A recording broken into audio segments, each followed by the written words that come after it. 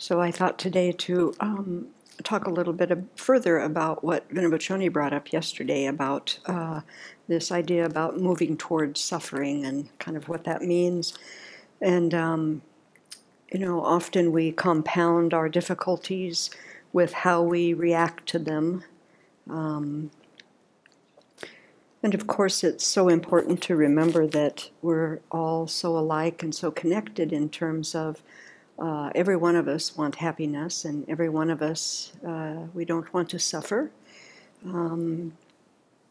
However, obstacles arise no matter what we do, and the unexpected happens to all of us. And so this is primarily due to impermanence. The way that we relate to ourselves, to others, and to things. We relate to it that it's unchanging and static, but actually that is not how things operate. Everything is changing moment to moment. And so holding on to things as unchanging then brings us quite a bit of misery. And when we're suffering, often we feel that the suffering is going to engulf us, or that it'll never end. But again, to keep in mind about the impermanent nature of things, everything is changing and is going to change. We can't stop it from changing even. Sometimes when I get really stuck in feeling that things are never going to change, either what's going on in my mind or what's going on in my body or the circumstance around me, I do this little thing where I say, okay, I have to make it stay this way for now, the next week. Has to stay this way. And just saying that just, pops that solidity and, feeling that something's going to be like this forever. It helps me wake up to the idea that everything is changing and will continue to do so. And then two, we can also think about how remembering about impermanence, then we can really survive whatever the suffering is, whatever the obstacle, whatever the difficulty that we're experiencing.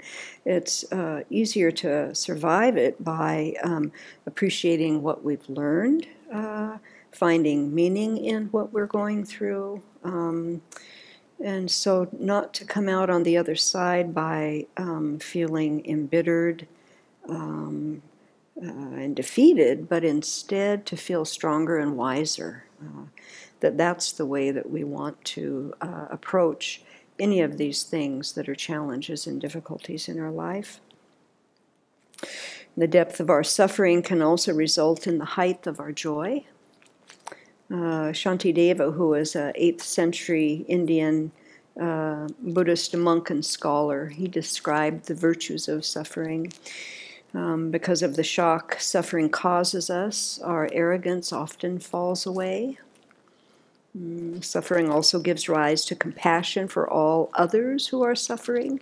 So it reminds us how connected we are to all others. There isn't any living thing, creature, being, that doesn't suffer. That is true for all of us.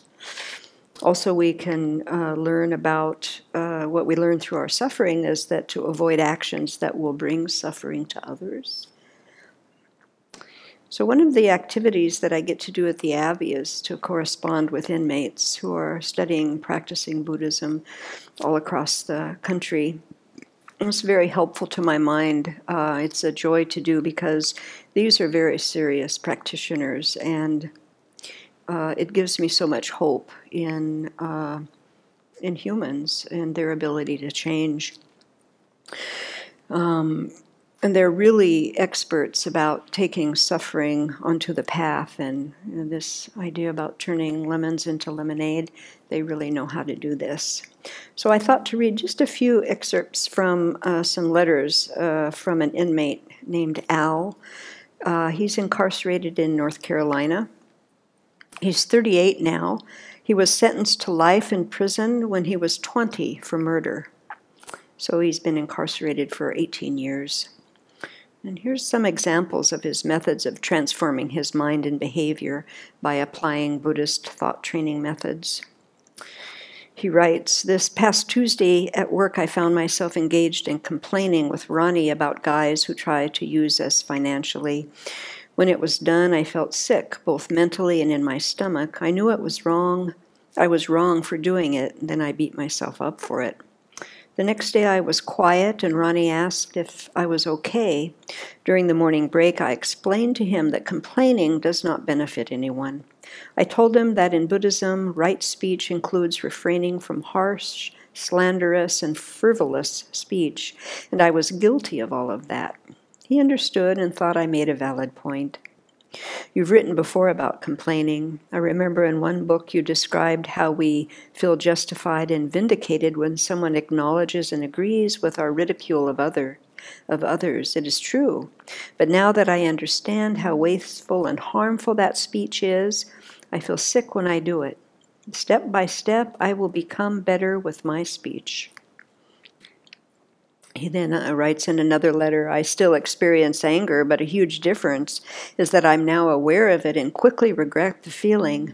In discussing verse 31, avoiding hypocrisy in the 37 practice to bodhisattvas, it's pointed out something that I never gave thought to or considered. I'm so concerned with freeing others from their own suffering, so concerned with being a bodhisattva and a Buddha, that I didn't even see that I must correct my own errors before being an example of compassion and wisdom for others. How can I help others when I have trouble helping myself? He also writes, "Sometimes I experience attachment to praise, honor, and approval. It is odd because when I happen to be meditating or reading something beneficial, if a female officer happens to pass by my cell, in that moment I feel like I'm on a pedestal, a throne, high and comfortable chair. I feel like I am somehow better than the other inmates. My mind is saying, look at me, I'm different. I don't act like other inmates. During those moments I am aware what is happening. Sometimes I wish I were deaf and blind just to be free from attachment to praise and honor. Sometimes I feel like I don't need to study the Dharma until something goes wrong, but that is foolish. It takes exercise daily so that those afflictive emotions won't begin in the first place." And then the last thing he writes, "The female officers are treated very badly here. Although I don't speak harshly to them, I do regularly laugh when I hear others belittle and downgrade the female employees.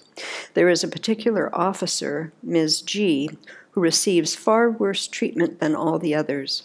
One night, 2 men took turns yelling abusive turns and cruel comments to Miss G while she hauled around and distributed our canteen store orders. I laughed through it all.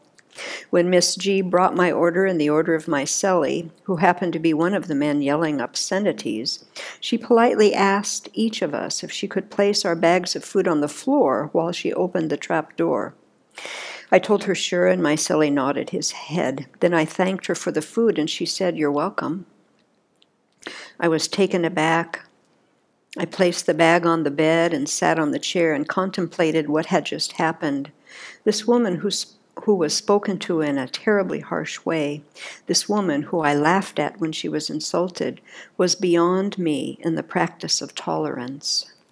This woman, even when men tried to crush her with their egos, was left unmarked and still smiled. I sat and thought, how did I change so horribly? My mother taught me better. Miss G is someone's mother, someone's daughter. Reflecting on the Dharma, I saw Miss G as my own mother. My shoulders sank with grief and shame.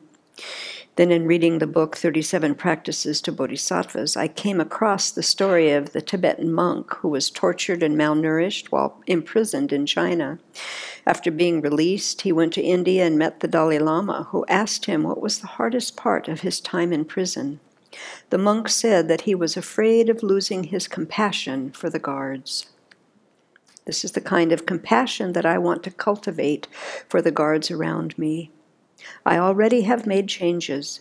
Even when the officers speak cruelly or sternly, I don't push back with anger. I'm being more respectful, and I no longer want to laugh at the belittling of others. So this is really a good example of how these men and women practice in prison and how they transform their minds.